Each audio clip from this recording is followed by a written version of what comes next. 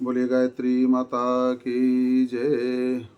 आइए गीता चिंतन में आज हम अध्याय 10 विभूति योग के प्रथम और द्वितीय श्लोक का चिंतन करते हैं, जिसमें भगवान अब अर्जुन से कहते हैं कि हे अर्जुन,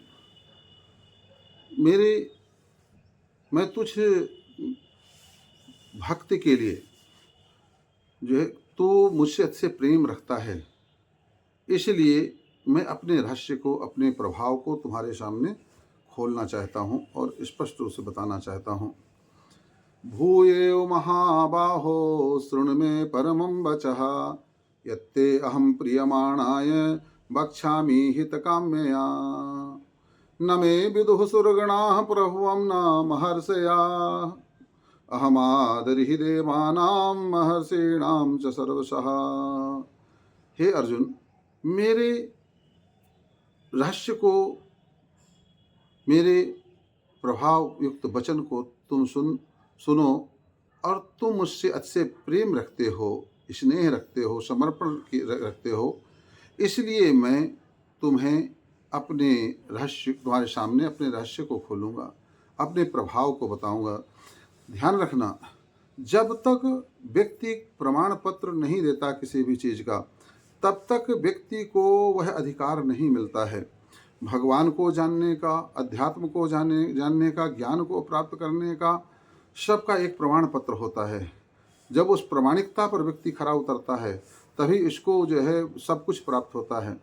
आपको अगर ज्ञान चाहिए, आपको भक्ति चाहिए, आपको वैराग्य चाहिए, आपको जो है योग में स्थापित होना है, तो उसके लिए जो हमारे यम नियम बताए गए हैं, श्रद्धा और विश्वास बताई गई है, उन श्रद्धा और विश्वास पर चल करके, यम और नियमों का पालन करते हुए, अष्टांग योग में स्थित होकर के जब हो गए आप, तब फिर कहीं भगवान दूर थोड़ी हैं।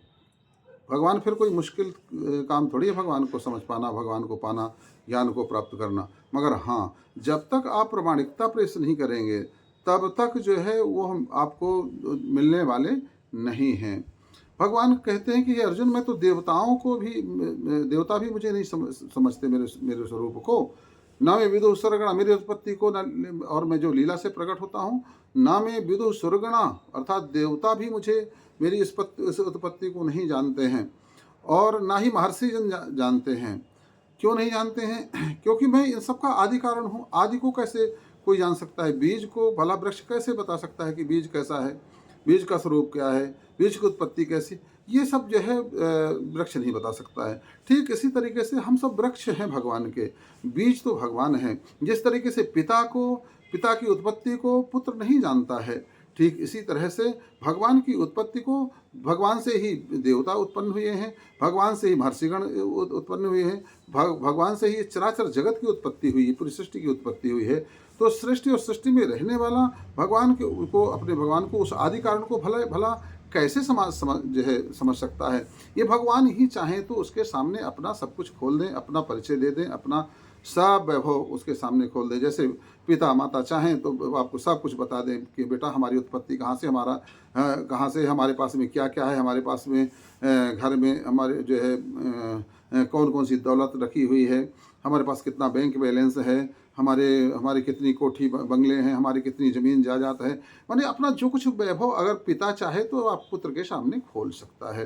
ठीक इसी तरीके से, मगर पिता भी जो है प्रामाणिकता पर खोलता है। ठीक इसी तरह से वो जगत का पिता है, और जगत का पिता होने के नाते जो भला उसको कौन जान सकता है? वही अगर चाहे, आज अर्जुन जैसा कोई व्यक्ति उनके सामने जब आता है, तो अपने रहस्य को और अपने जो है प्रभाव को अतिशय प्रेम रखने वाले उस अर्जुन के सामने भगवान खोलने जा रहे हैं। और आप भी अगर भगवान के प्रति प्रेम रखेंगे और समर्पण करेंगे, तो निश्चित रूप से आप भगवान को जान जाएंगे। इसमें कोई दो मत नहीं है। बोले गायत्री माता की जय।